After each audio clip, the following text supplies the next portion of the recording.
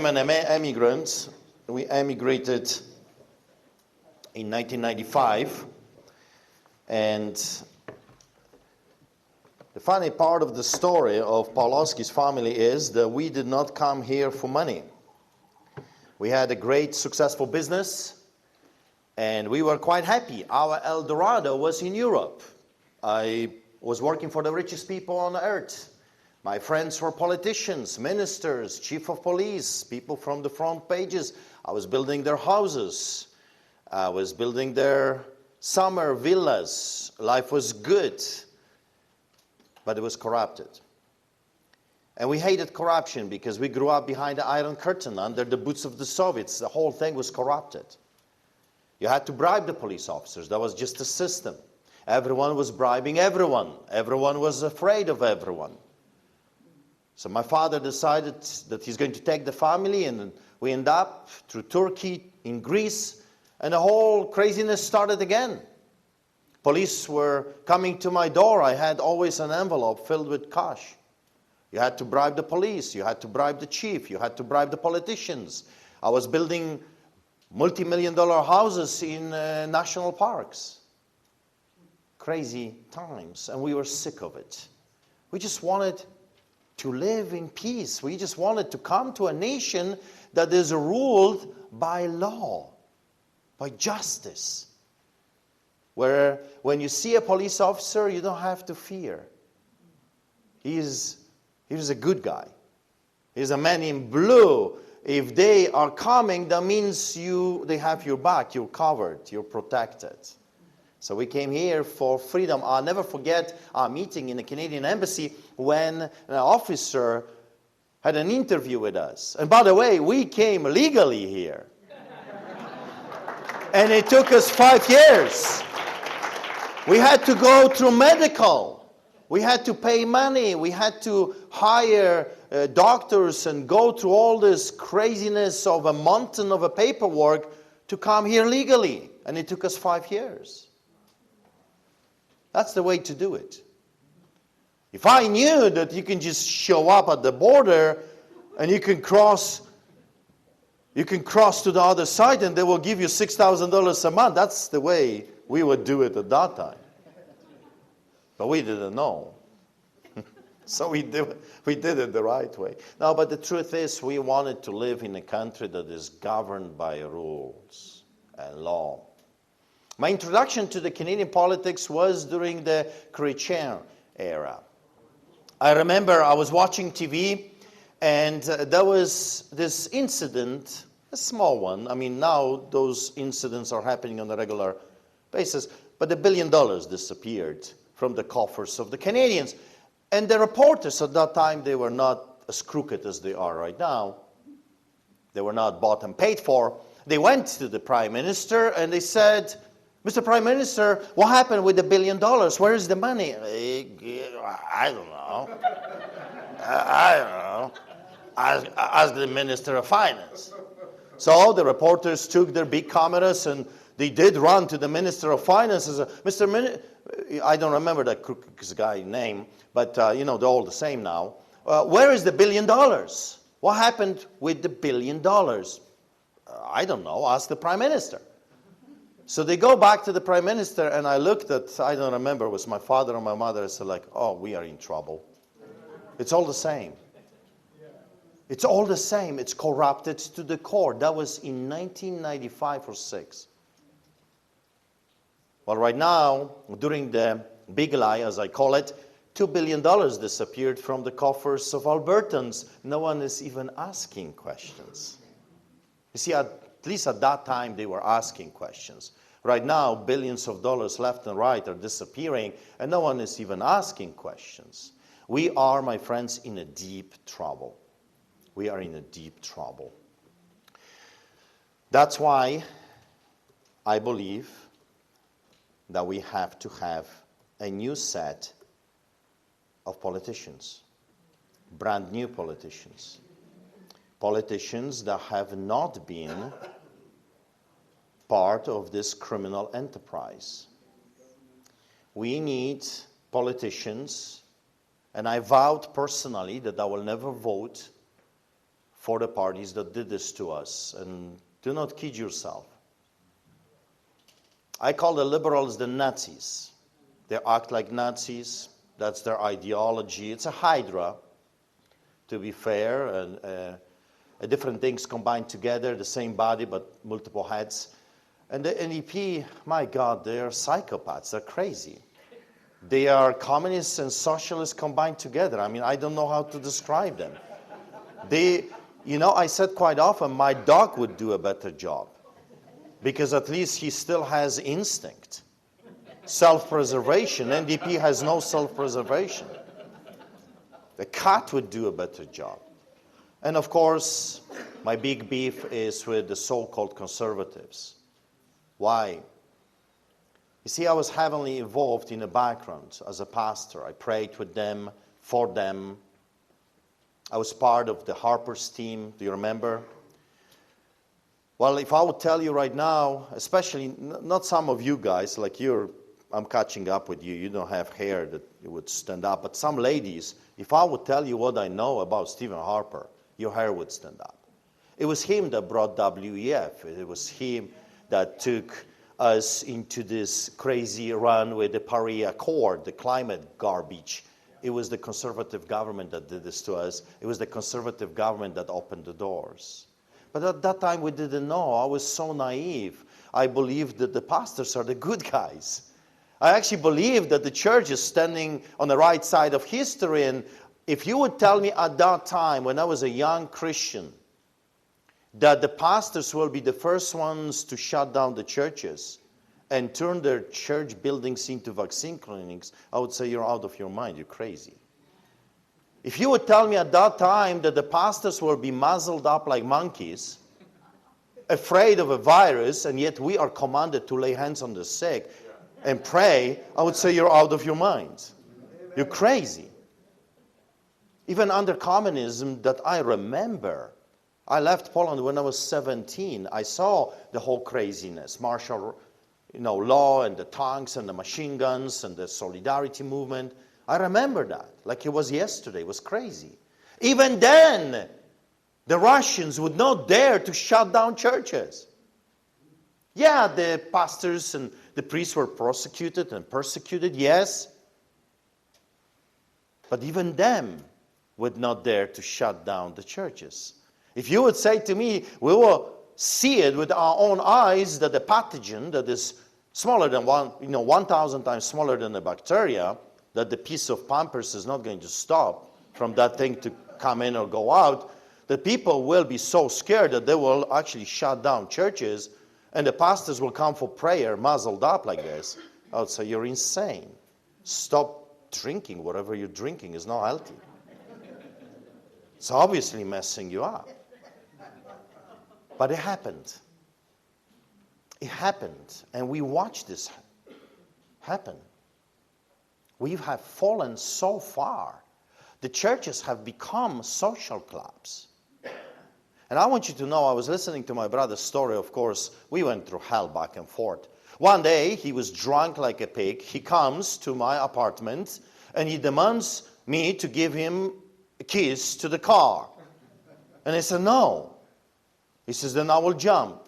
Well, then jump. So he did. From the 6th floor. I'm sitting on the couch, and I'm thinking, I just lost a brother. My wife is yelling at me, are you not going to see what happened to him? I said, my brother is dead. And then I see him climbing. He landed on the 5th floor. It's crazy stuff. So as I was listening to his story, I want you to know, I am not ashamed of my God. Amen. I am not ashamed of Jesus, even if this whole world goes nuts. Right. Even if all the 7 or 8 billion people will say, Artur Pawlowski, you're crazy by sticking with God, it's fine with me. You know how many times I was offered money, I was offered government positions, and I was offered, one day, the government came to me and they said, we're going to make you the most famous Canadian. You're going to be on documentaries. You're going to be on TV. We're going to write stories about you. There is one thing only that we want you to do. You cannot talk about Jesus. And I said, take your TV. I'm keeping my Jesus. So they took me to court. Instead, I was arrested 16 times, detained more times than I can remember, 120 court cases, including QB, provincial criminal. I fought multiple attorney generals. I fought multiple mayors. I fought multiple premiers. Of course, the mainstream propaganda. And yet, here I am, standing, because you see, without God, there is nothing left. In the Bible it says, where the Spirit of the Lord is, there is liberty. You want your liberty? You must bring God of liberty back into this land. You know why when we were growing up in hell, and communism is hell, we looked at Canada and this was a land of milk and honey. This was truly a land of freedom. And we watched the movies, heavily censored of course, but we saw the houses, your houses, we saw the cars, and then you were so happy, and you had your barbecues. We couldn't even go and buy meat because the government was telling us how much we can have a month. And I watched it and I remember, I wanna be there. My God, why we are stuck here in hell and they have heaven? Yeah. Because God was blessing. You see, this land was blessed because of God. When the pilgrims, is funny thing, I'm telling you, God, I don't know what God is doing sometimes with me, but one day I was invited by a political party to do a lecture on a history of Canada. And I'm thinking, you have a wrong guy. I barely speak English. And you want me to teach Canadians history of Canada? I can teach you history of Poland or communism. I still have daggers in my bag, you know, the KGB daggers. I can tell you about that. Anyway, they were very serious, so I did prepare a 3 hours lecture on the history of Canada. I was fascinated. I could not stop. You know that this nation was formed by the pilgrims that escaped persecution in Europe. And when they arrived here on this soil, they went to their knees and they said, God, we are giving you this land. And they prayed and they praised the Lord, thanking Him for this land. You know how America was called? And I'm talking the whole North America, United States and Canada. It was called the New World, without persecution.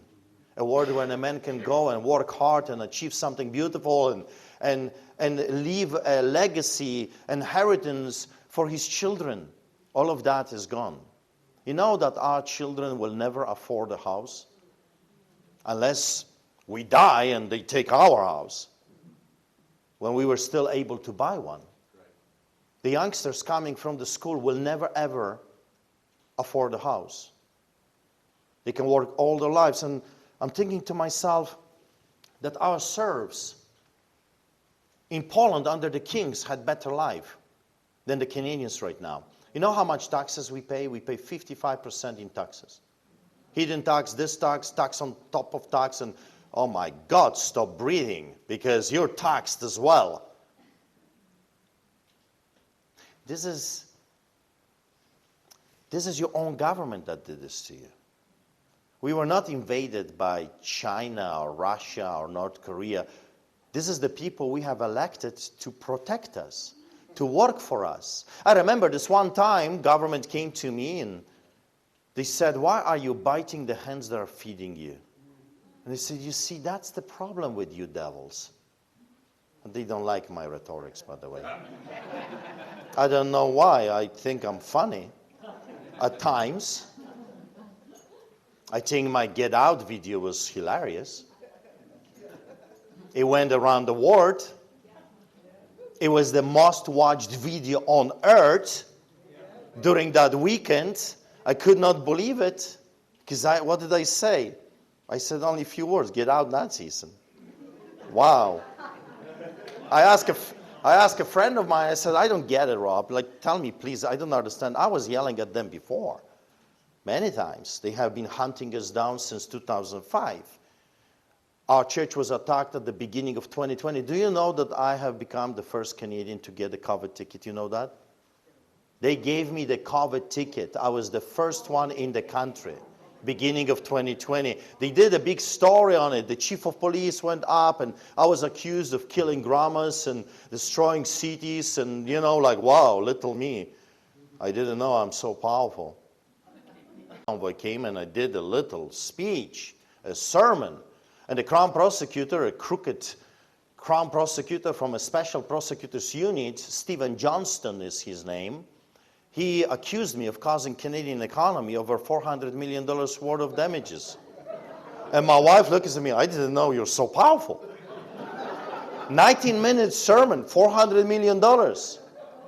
Wow. I should be speaking more often. And longer. I may reach $1 billion. So I still have ways to go. I can be like Christian. $1 billion.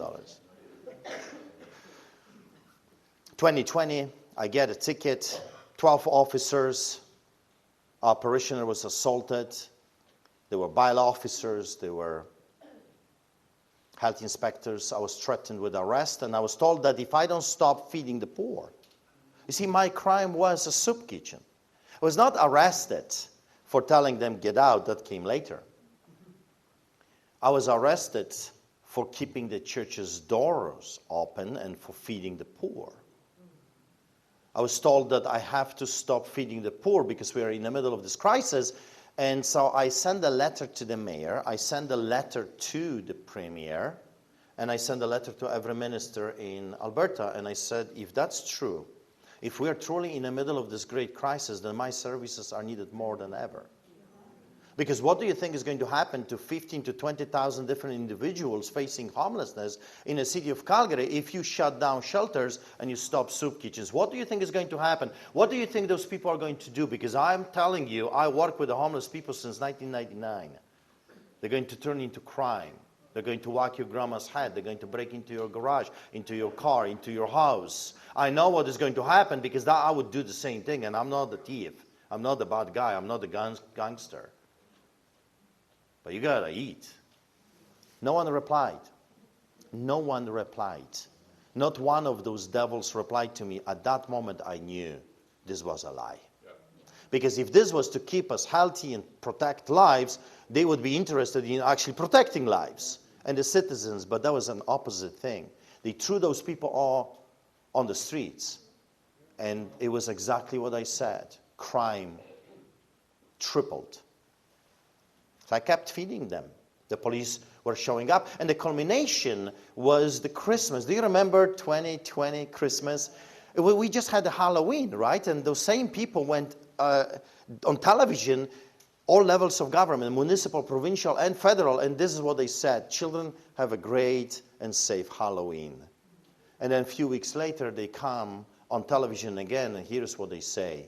We are canceling Christmas. No one is allowed to have a coffee. No one is allowed to have a dinner with the family. No one is allowed to have a Lord's Supper. No singing. Singing is prohibited by law. It's illegal. You're not allowed to do it. And I listened to this and like, you people are crazy. You are insane. So I went on television too. Why not? They can say stuff on television. I can say the same thing. So I said, well, you're canceling Christmas, you crazy devils. I'm canceling you. And I invite people to the biggest Christmas celebration in the land.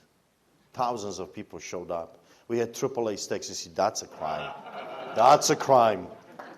We had AAA steaks. We had gifts for the homeless. Lots of people showed up. And over 120 police officers also came to celebrate with us.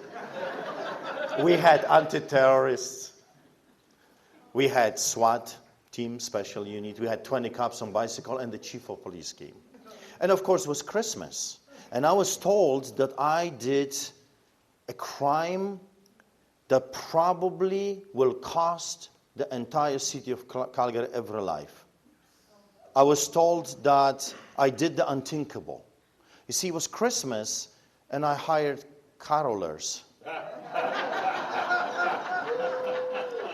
And we had carolers, and we were singing, and people were dropping dead left and right, like including the SWAT team. No, nothing happened. We just had a great time, and they hated it. So they came bearing gifts. It was Christmas. I ended up with 15 COVID tickets for that horrible crime. It took me 2 years to fight those devils, but I won, and they were not happy. You know, I was charged over 340 times, and I won every single war.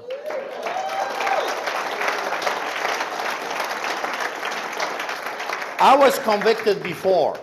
So this is not the first time that I lost a case on a lower courts. I've lost a few cases before. Actually, do you remember after the Get Out video that I was doing 10 to 15, 20 interviews a day? I remember when I filmed this, I forgot about this video because they were hunting us down for over a year at this moment. This is 2021.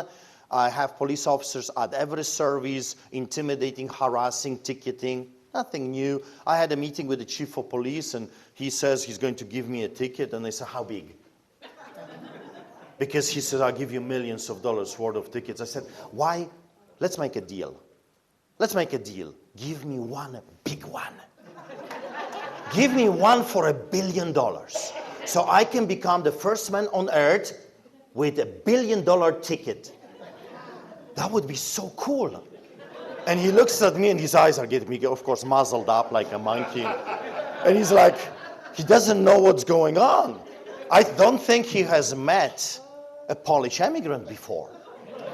Because you see, I read the Bible, and I'm telling you, I cannot prove this, but I have been trying my heart to prove a connection, and I know that there is a connection, and I will prove it.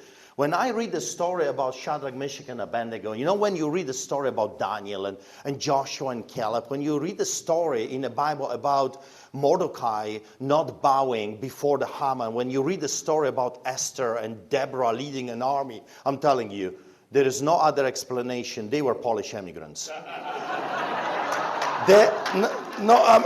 telling you, there is no other logical explanation, because if they were Canadians, there will be no Bible. They will be like, I'm sorry, Nebuchadnezzar. I'm so sorry. I'm so sorry that I'm sorry. I'm sorry. But I'm sorry. I mean, to this day, we will have Bible with those quotes. I'm sorry that I'm sorry. I'm sorry. And there will be nothing else over there. Right? They will be just apologizing for apologizing. But Polish people are different. I'm telling you. They were Polish immigrants for sure.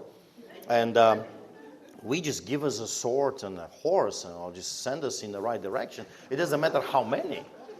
I don't care how many. Just point me at the right direction, give me a good horse and a sharp sword, and we'll do the job. So,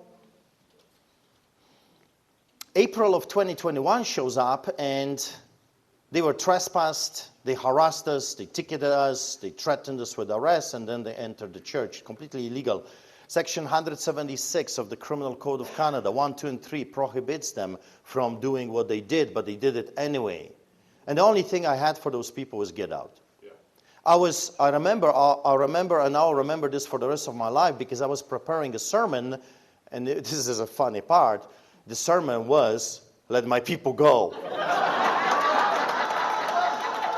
It was Passover message.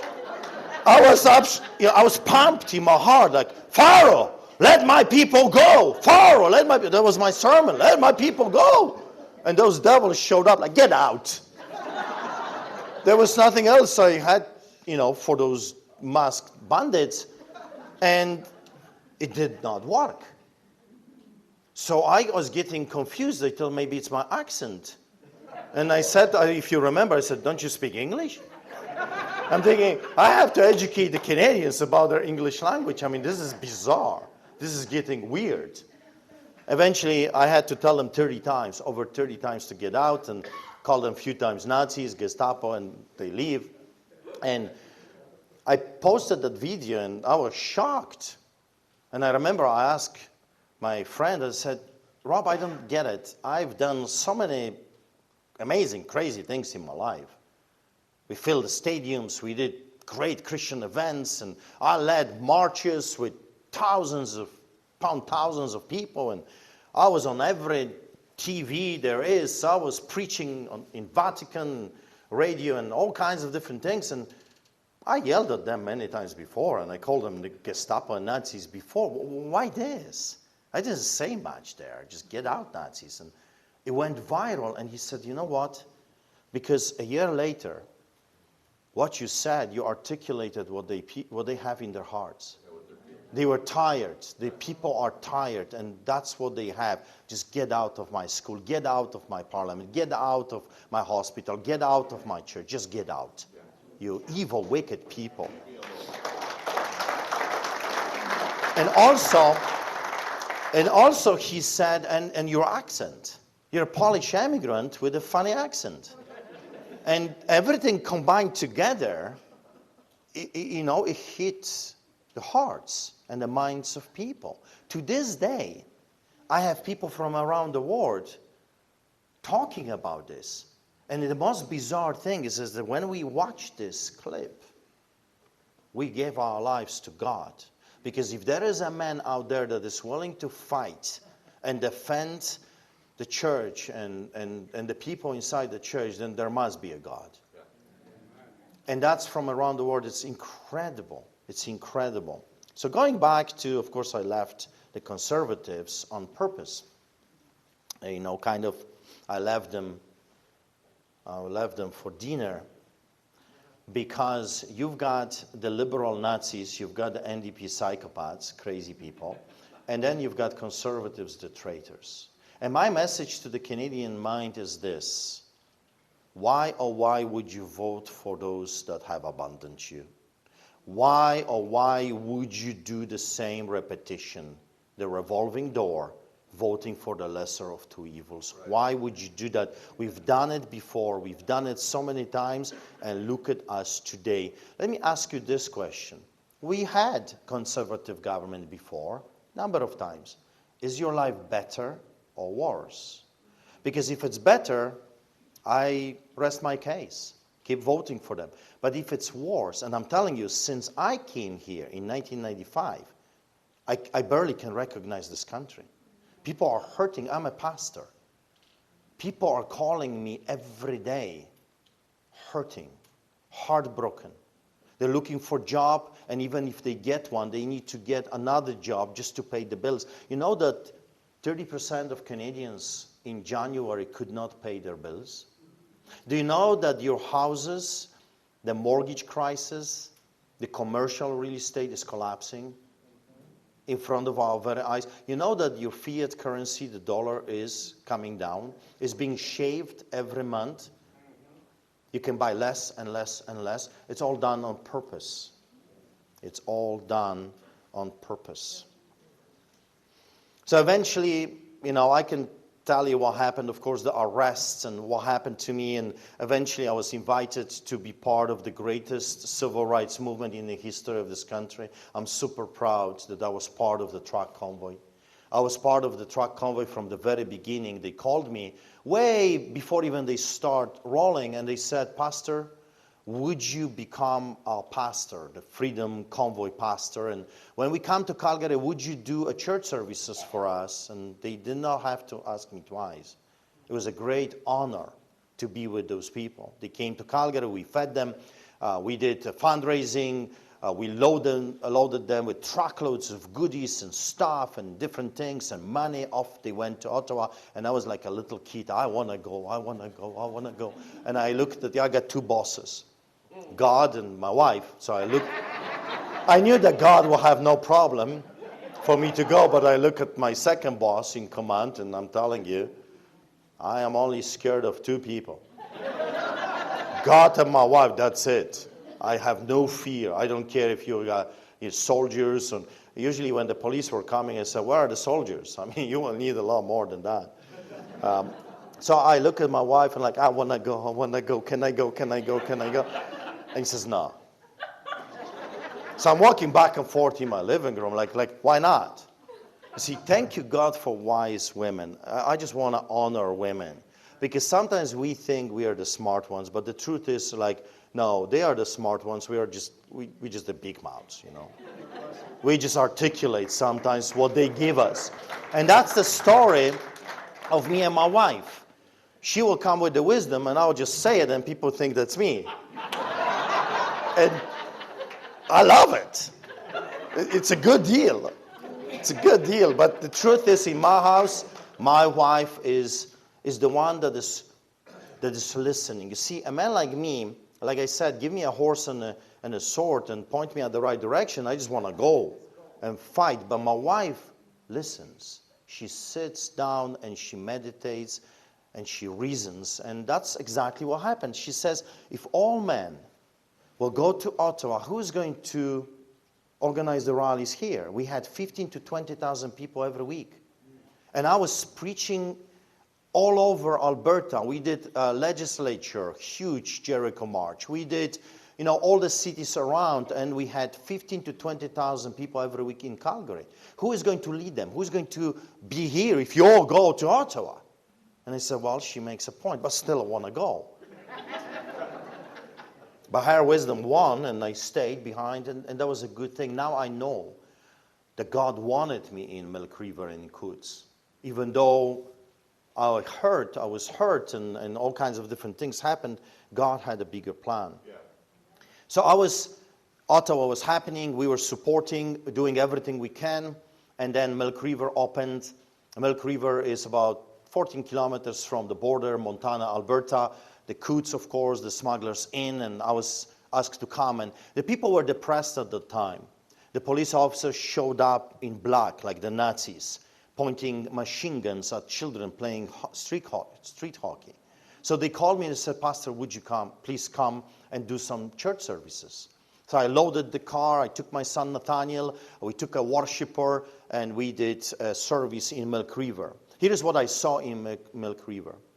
I saw every color, every religion, everyone that came together. I saw barbecues. I saw people cooking for each other, crying with each other, praying with each other, singing with each other. This was the most beautiful thing I've ever seen on this soil. It was amazing. It was unbelievable. It was beautiful. The RCMP was there. They blocked the streets, of course, and they filmed me. They took pictures, whatever. I have nothing to hide. I waved. Did my few poses, for the cameras. And when I was done, we did Lord's Supper. We were singing hymns, national anthem. I went to the cops and I said, listen, I would like to go to the Coutts. And I wanted the same thing there. They opened the barricades. The RCMP opened the barricade for us. Of course, I'm Artur Pawlowski. We had plan B, plan C, plan D, plan E, like the whole alphabet. There was a helicopter waiting for me. And there was a combine that was waiting for me. Semi-truck was waiting for me. I mean, we had all kinds of plans. I would get there this way or that way. I would be there because I knew God wanted me to be there. But the RCMP opened the barricade. So we actually drove there without interruptions. And I did what I do. I spoke to the hurting people. We were singing hymns, national anthem. I prayed for people. We did Lord's Supper. And in 19 minutes, I told the Canadians what I'm telling you. Stand for God and state-given rights. And if you don't want to do it for yourself, do it for your children. But stand up in a solidarity way.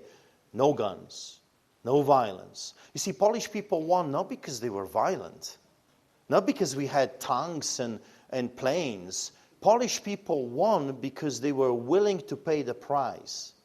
Quite often people come to me and they ask, how can we win? Well, you are the solution to this problem. You can stop this if you want to. Right. Give me enough Canadians and I will give you liberty. Yeah. Give me enough Canadians and I will give you prosperity. We are more powerful. There's more of us than of them. 50,000 communists were ruling over 36 million Poles until the 36 million finally realized, hey, wait a second, we can eat them for breakfast. And they took it to the streets in 1980, 81, 82. I was there. My wife was smuggling solidarity pamphlets in the backpack. And we won. We won freedom, not just for Poland. We won freedom for the whole Europe. Iron Curtain was broken because few people were willing to pay the price. You know why we are in this mess? Because we don't want to pay the price. You know why we are in this mess? Because good people are still comfortable. I'm telling you what's coming. Mark my words. Economy is collapsing. You're going to be hurting. Canadians, listen to me. You're going to be hurting very soon. This is not over. They paused. They're attacking us with finances. They're attacking us with food supplies. Mark my words. This war is not over. They're going to keep pounding on us until we, together, vote them out. Conservative Party, I'll never vote for them. Now you got your new savior of Canada, Pierre Pawlowski. And I'm thinking to myself, my God, are they really that blind? Yes, they are. I remember watching Pierre Pawlowski yelling at the Prime Ministers, Justin Trudeau, Castro, Caligula, telling him, where are the vaccines? Do you remember that? Or you have forgotten? He is yelling at the Prime Minister in Parliament, where are the vaccines? The whole Europe is jobbed. Of course, he's using different language. The whole world has the vaccines, but Canadians do not have. Well, he wanted us to be jobbed like some kind of a Swiss cheese. Left and right. It's right there. You can Google it up. And yet people, no, he's a good guy. Why he's a good guy? He abandoned us when we were bleeding, when our children were attacked viciously like never before in the history of this country, when our elderly were murdered in hospitals, where we could not even see them when they were dying, because they might die. You can't see a dying man because he might die. And people bought that. I just don't get it. I don't understand. Sometimes I do not understand Canadians. My wife says, but please don't joke. Don't give them the Polish jokes. They don't understand your Polish jokes. But every time I speak about this, I have this urge, and it's a very ungodly urge. I would love to go around this country and just slap Canadians in the face. just like boom, boom, boom, boom, boom. Are you awake? Are you awake? Or are you still a sleeping beauty? With Justin Trudeau running around, Have you seen him in Poland? I'm ashamed of Polish people now. Have you seen how he sits? It's like, this is the most pathetic thing I've ever seen in politics. Man sits like a man. He looks like a girl. And here is the head of this country. You know your history. Canadian soldiers were viewed during the First World War and the Second World War as the most courageous soldiers during that time. I was learning in school about the courageous men that volunteered to fight for my freedom in Europe. They were the sons of the farmers, sharpshooters. There was this story, the Germans, when they learned the Canadians were there, they were panicking and running away. You had a reputation. What is your reputation? What is the reputation of a Canadian man? Canadian man, where are you? Where art thou? We have courageous women leading the rallies. Everywhere I go, there is majority of women standing for the rights. And now the kids are standing for the rights. And I'm thinking, my God, what happened with men? Where are the men? Watching Netflix? Sipping Bud Light? What happened with real men? And I'm not throwing punches at you. Obviously you're here. There are men here. But as a whole, we have lost our marbles. Some are still looking for them. And they can't find it. I'll tell you where they are. You're looking in wrong places. Guys, we got to go to the antique stores now. and trying to find the ones that actually worked. My God, we have fallen so low. We're still digging. What time is it? I'm just warming up, and I'm thinking like, I don't know if they're warming up. 9. So you want me to keep going? 9 o'clock. It's only 9 o'clock. Okay. So, be careful what you're asking for. My first arrest, I was arrested. The police officer charged me with 7 criminal charges for reading the Bible and took me to prison. And I'm thinking, my God, the only thing I know what to do in prison is to preach. Okay. I'm a horrible singer. One day, me and my brother David and another ex-drug dealer were arrested for feeding the homeless. They took us to 3 different cells. And at that time, I was already a professional criminal. I was arrested many times for preaching and reading the Bible and feeding the poor. Criminal enterprise of the Pawlowski's family. It's like, you're not allowed to feed the poor. I read the Charter of Rights and Freedoms. It says I can. I'm the law. No, you're not. You're under arrest. Okay. So the police showed up. They did a big sting operation. I mean, of course, I'm hiding right there with my finger like, on a pickup truck, and the police blocked the whole street. I don't know how many cops came. It was like more than stray dogs. So many cops. They blocked the street, brought German shepherds on us, and the police marched, and they said, you're going to be arrested. And this ex-drug dealer that was saved, we baptized him.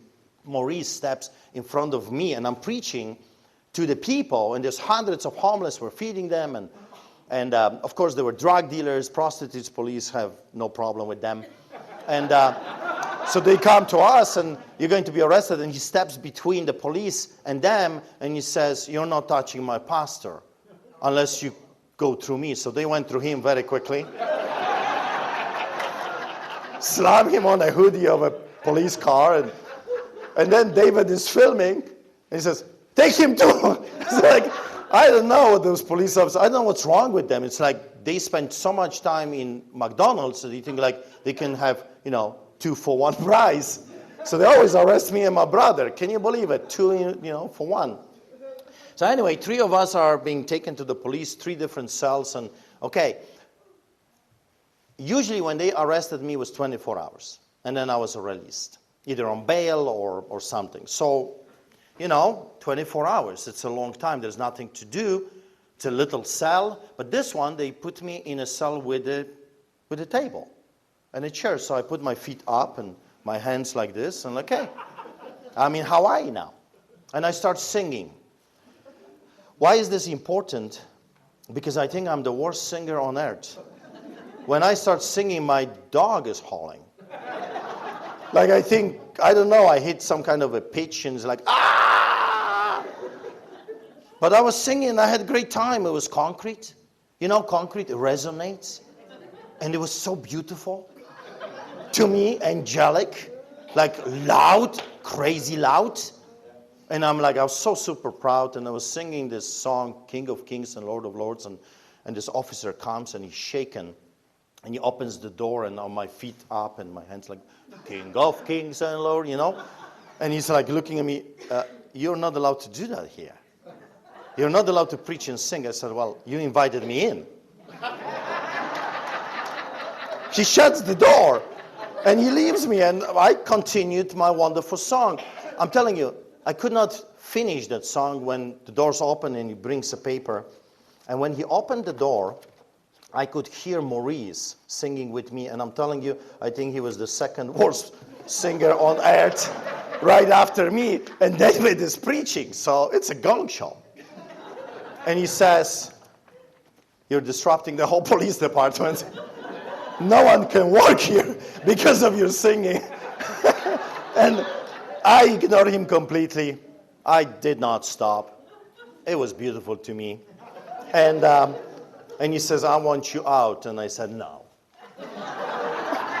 I'm not going out. I like it here. And he's like looking at me, he's like, is this guy for real? And I was for real. I just like, wow, you did what you did. Now you're stuck with my singing. It was a vengeance, you know. And I said, what about my brothers? And he's thinking, fine, all of you, out. I think I have become the first ever prisoner to be kicked out from jail for singing. I've never heard a story like this before. So all of those things happened to us, and they're kind of funny. But they were not very funny at that moment. So when I delivered my sermon to the truckers, nothing happened. People liked it. Apparently it was awesome because it cost Canadian economy over $400 million worth of damages. And out of the house a few days later, and I'm telling you, this was a takedown of El Chapo of Calgary. This was an Al Capone takedown. They blocked the streets. It was every force we have in this land. There was RCMP officers. There were detectives, undercover police. There were uniformed Calgary police, anti-terrorists, and a special SWAT team for a little me. I was told I'm under arrest. I was charged with terrorism. I was charged with inciting mischief and a breach of release order. Interrogated for hours, taken to jail, stripped naked, and solitary confinement. I spent 46 days in a solitary confinement. The next day was an introduction to the Canadian justice system for me when they took me from a solitary confinement and they put me in metal cages. And I'm talking about metal cages smaller than this, when a man sits and you cannot move, suffocating. And they kept me there in one, then they took me to another one, and they would not give me my glasses. They confiscated my Bible. They took my write-ups for the lawyer's eyes only. They denied my access to the lawyers for 3 weeks. And even when a lawyer finally was allowed to see me, we were monitored and we could only talk on a phone that every 2 minutes was announcing this phone call is monitored and recorded. Everything, you're a lawyer, everything they have done with me and my family was illegal, everything, including the way they were arresting us. You see, I have quite often been accused of creating my arrests, that I did it for a drama. You know what they needed to do? The only thing they needed to do was a phone call to my lawyer saying there is a warrant for your client's arrest, he has to turn himself in, and that would be over. I'll have no choice but to go to the police station. I would do my little video outside. I would walk in and we would deal with the legalities of all of that. But they have chosen to arrest a pastor in the middle of the highway in rain on knees. They have chosen to arrest me and my brother David in the middle of a highway under a bridge. They have chosen to arrest me when I was coming with my wife. I was arrested by RCMP in the middle of the highway again. We were arrested in and out in a most spectacular way. You know, I spent 4 months touring around the United States warning Americans what is happening here. Upon my arrival, I stepped out of the plane and I was arrested on the tarmac. Yeah. I've never seen anyone being arrested on the tarmac. This is a crazy stuff. And I was charged criminally, inciting people to come to church. Duh. I'm a pastor. Yeah, they wanted to make an example out of me to send a message to you, but you see, God was making an example out of them. Yes. Yes. And he was sending a message. You see, I truly believe that God has raised us and our family, our little church, for a purpose. Because I am standing here, not as a victim, but as a victor. I want you to understand something.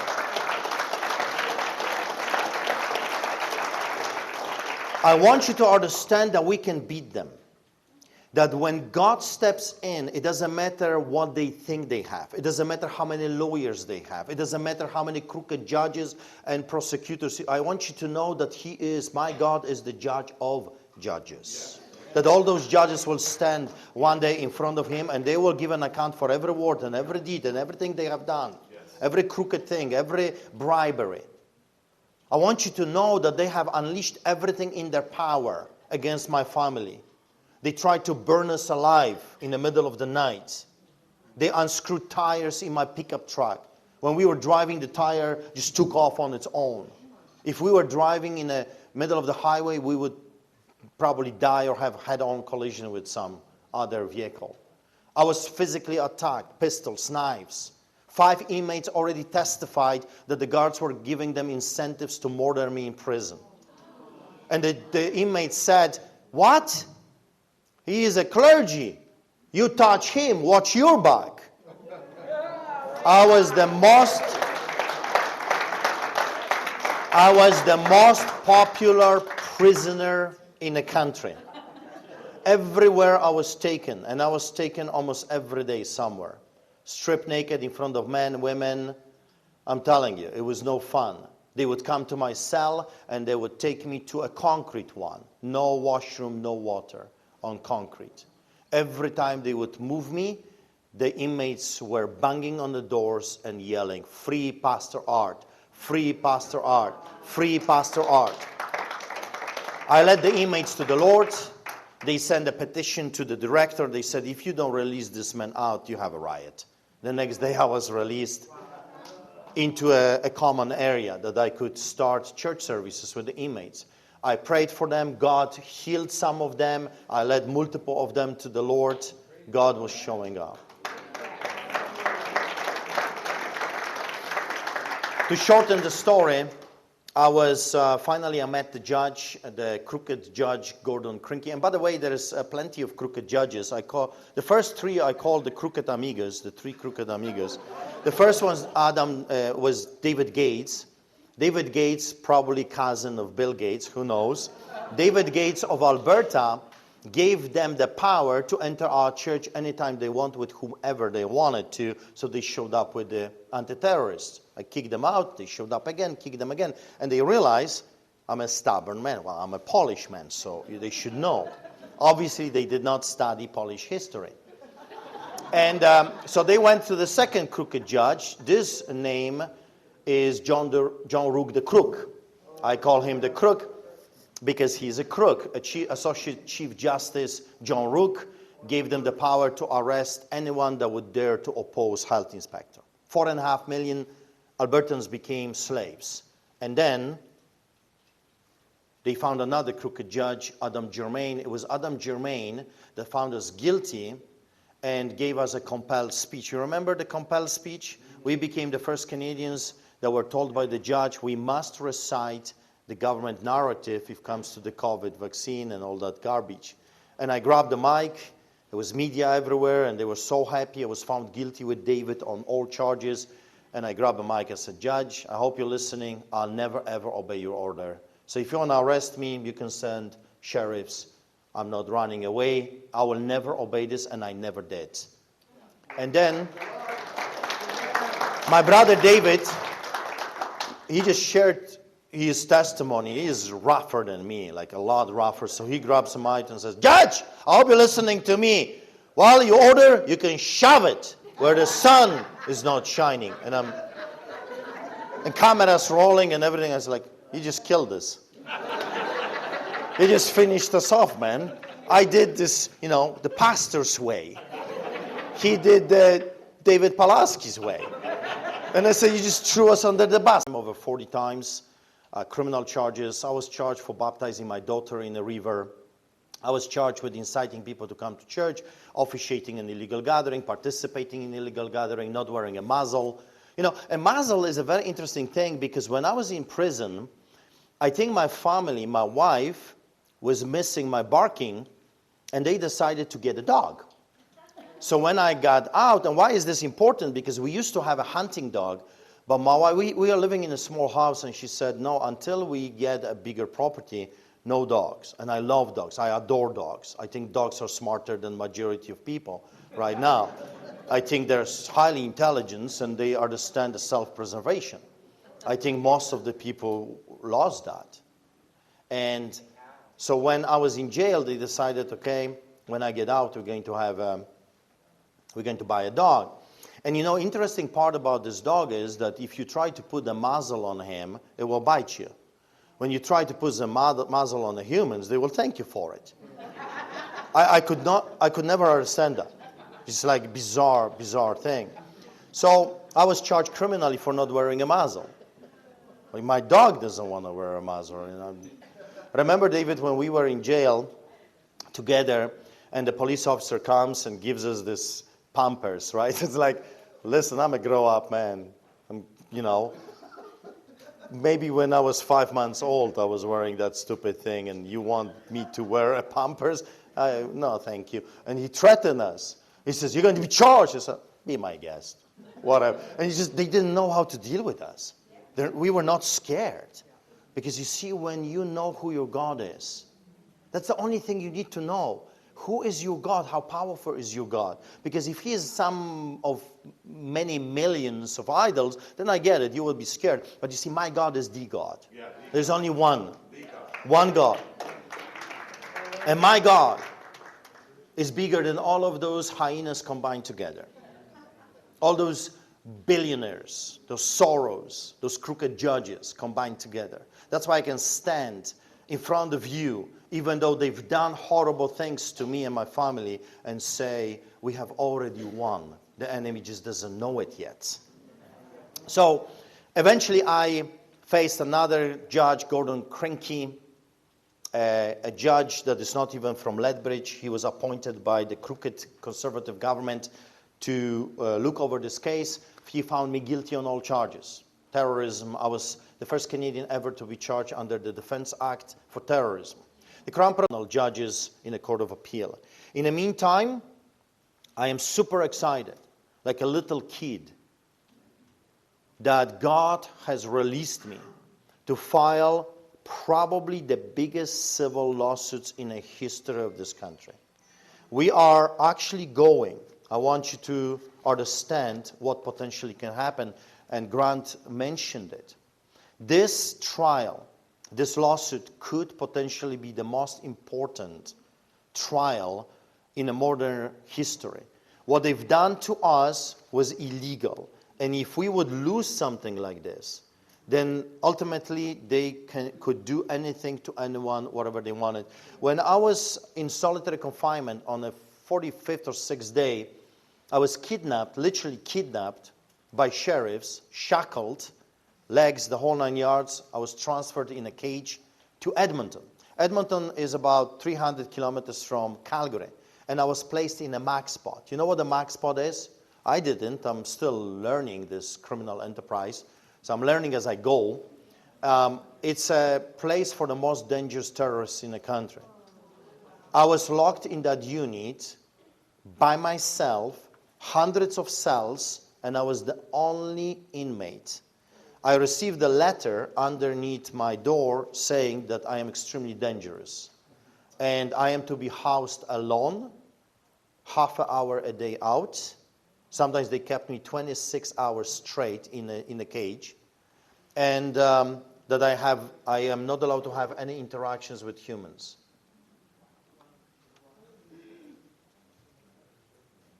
It was freezing condition.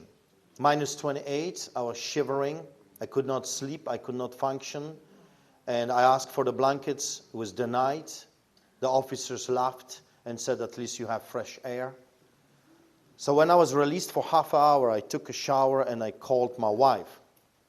We already knew that the guards in Calgary were asking the inmates to murder me. So we knew that they want to hurt me. So I called my wife and I said, I guess this is goodbye. I am not coming out of this. I'm going to freeze to death. I cannot sleep. I'm shivering. It's very cold. I don't know what else to do. But I'm just telling you, if I don't wake up in the morning, this is our final conversation. So stand strong, fight, and contact our lawyer. Maybe she will be able to do something. And the lawyer sent a letter to the judge. And the judge learned about what's happening, and that scared them. That scared them so much that the next day, I was escorted out of my solitary MAC spot cell, and they took me to another unit. And it was a very unusual unit because I could see people walking in circles and jumping up and down. So I knew this is not a normal general population. So I asked the officers and I said to them, where am I? And they said, you are in a wild, wild west. Like, what that means? What that even means, I asked. Well, you're in a psych ward. They put a pastor in a psych ward without the evaluation of the doctors and even without the knowledge of Alberta Health Services. And I spent a week there. I was considered the most dangerous inmate in the country. I was not allowed to have a pen because I was too dangerous. So I was put in a psych ward with a schizophrenic that murdered his brother with a machete. He chopped him to pieces. And they placed me with that guy. And when I learned this, I just said, Lord Jesus, help me. Because how are you going to go to sleep knowing this information? But I noticed something very unusual because I was considered extremely dangerous. I could not have a pen, but he had about 15 on his table. So I shared with him, I am considered so dangerous, I cannot have a pen. And he grabbed one and says, you can have mine. I found this hilarious, that here a convicted murderer had no problem with having weapons, I guess, and a pastor was so dangerous. You see, I was writing a book. I did write a book. It's coming out soon. I wrote a book in prison every day, all the details, the background stories, the politicians, all the scandals, the coercion. The government came to me with $2 million offer if I keep my mouth shut. The government came and they guaranteed me, and Grant, you were like this. They said, if you cross the floor and shut your mouth, we guarantee you a seat at the legislature. We will put your name during election where historically votes conservative. They offered me $250,000 a government job if I keep my mouth shut. And I remember this one time, and I noticed they were recording the conversation. I noticed that later. And I said, listen, tell her I am not a whore like her. I don't cross the floors. I'm a pastor. You're bribing me. I'm not Daniel Smith. I don't abandon people. I don't go to bed with every monkey that is not climbing a tree. I'm not a flip-flopping politician. I don't sell people for positions. Tell her that. And then I it was recorded. First reaction, I said, oh my God, I had to open my mouth. And then I said, well, good, let her hear it. Let her hear it. After the bribery, I had some people that are called fixers. I don't know if you're familiar with the term. Fixers are working for the politicians that are the muscle behind. They're making deals. When they don't want the politicians to be involved or seen or recorded, they send the fixers. And they were bribing me. They were doing all kinds of things. It ended when they realized I'm not biting. They said, the judge is bought and paid for. You're going to prison. It's decided. They told me about the meeting. And you will like this, Grant. Listen to this. They fixers told me that there was a meeting with Stephen Harper, Pierre Poilievre, and Jason Kenney. He was the ex-premier. And they decided my fate. You must go to prison. I said, what Pierre Poilievre is doing in this mixed? And they said they are worried that you're going to talk about the Conservative Party and that might jeopardize the next election. They said they have decided to eliminate you from the board game. So if you think they're good people, think again. So to finish, because I don't want to take more time, I just want you to know, if you're interested, go to streetchurch.ca, streetchurch.ca, because we still feed thousands of people every single week. We never stopped. And we're doing it since 1999. So that's my 25th year of taking care of the poor. And we filed a lawsuit. It's in a legal fight, streetchurch.ca. The whole document is under section legal fight. You can read it for yourself. You can watch our lawyer doing a press conference. And another thing about the press conference is, we did a press conference, all the hyenas showed up, every mainstream propaganda. I'm telling you, everyone was there with all their big cameras, and they were there asking questions. When they learned what we're doing, they put a cap on the story. They were told not to tell you that Pawlowskis have filed the biggest lawsuit in the country. We are going after the Attorney General of Canada, Alberta Health Services. We are going personally, we are suing officers that did this to us. Chief of Police, Mark Newfield. We are going after the Calgary's Police Department. We are going after the City of Calgary, Canada Post Corporation, John Jane Doe, CPS, so Calgary Police Officers. John Jane Doe are CMP members.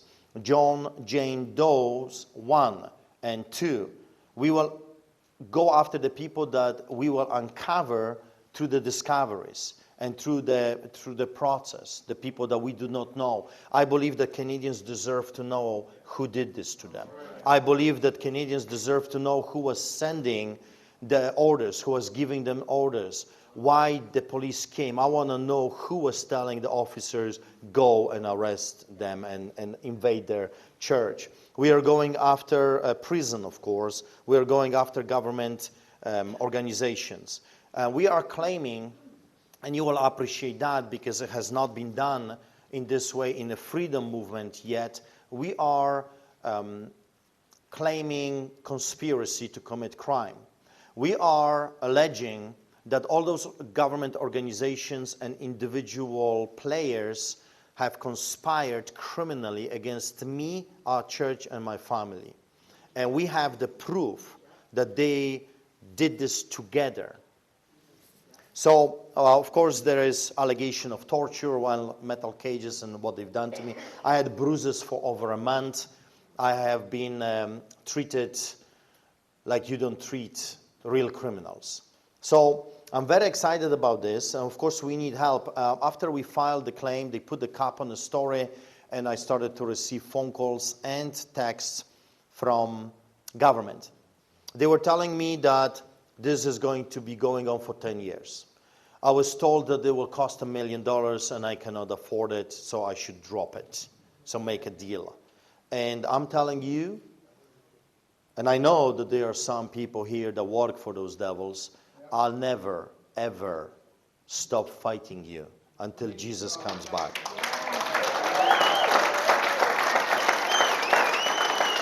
I believe that Canadians deserve justice. And this is not vengeance. I'm not talking about vengeance. I don't have unforgiveness in my heart. I don't hate my enemies. I pity my enemies. Because my enemies are going to end up in hell. Hell is not for a week, it's not for a year. It doesn't matter how much money they have. It doesn't matter what are their titles or what they think they have or who they know. In the end of the day, when you're dead, you're dead. And you will face the music. And God does not take bribes. I believe that Canadians deserve justice, and justice demands restitution. Right. Some of those people must be charged with crimes against humanity. If I had power, if by the grace of God, one day He would decide to give me an opportunity to serve the people like I have been serving for the past 25 years, I'm telling you, I would revisit this thing, and those responsible, at least few of them, would be charged with treason. I believe what happened to us, the government officials committed act of treason. And if I had power, I would reinstate death penalty for treason. Why? It was Pierre Poilievre that took this down because they committed acts of treason. There is nothing worse, in my opinion, than a betrayal. There's nothing worse than a police officer that has a pistol given to him by us, and a badge and a uniform, and a salary that we work so hard for, that swore to protect us, that betrayed us. Those people would be charged double for a breaking of the trust. And the politicians, like I said, would be charged with treason. At least few of them. Nuremberg number 2 is a must. Not because of vengeance, but because of justice. Right. We must send a message to the future villains. Because don't kid yourself, a year from now, 2 years from now, some other Caligulas will rise up. With different faces and different names. And they will try to do the same thing to you and your children. That's why Nuremberg was so needed. Because it sent a very simple message. Maybe we will not be able to go after 50,000 SS officers, but we can charge 120, 130. I'm okay with 130. It's okay. It would send a very heavy message to the future villains. Don't you dare, or you might end up here on this side of the fence. So I want to thank you so much. There's so much, of course, what happened. That's why I wrote the book. Because when people ask me, can you share your story? I start laughing. So much has happened. So many arrests. so many trials, so many crazy things that it's hard to believe it. And sometimes when I'm sharing it, I'm thinking like, I lived through that, but it sounds so surreal, like Hollywood production. So we'll see what the future has. Like I said, don't lose hope. Here in front of you stands a man that hell was unleashed on me and my family, and yet I'm standing here victorious. Because our God is bigger than their idols. Thank you so much. Be blessed. And thank you. And please, if you can, don't allow me to go back and take this stuff to Calgary. I'm not founded by liberals, you know that, right? I'm not founded by the NDP, they don't like me. And I'm not founded by the conservative government. We raise our funds by coming, speaking, and selling hats. And one day I said to God, God, why do I have to sell stupid hats to raise money in this fight for Canadians? I mean, this is pathetic. And he says, it keeps you humble. And that's a good thing. That's not the bad thing. So it keeps us humble. So anyway, take a hat if you can. Take a T-shirt. Give it to your enemies. It will drive them nuts. That's right. Give it to a liberal. And watch their face. It's worth the money. Right? So be blessed. Thank you so much for coming.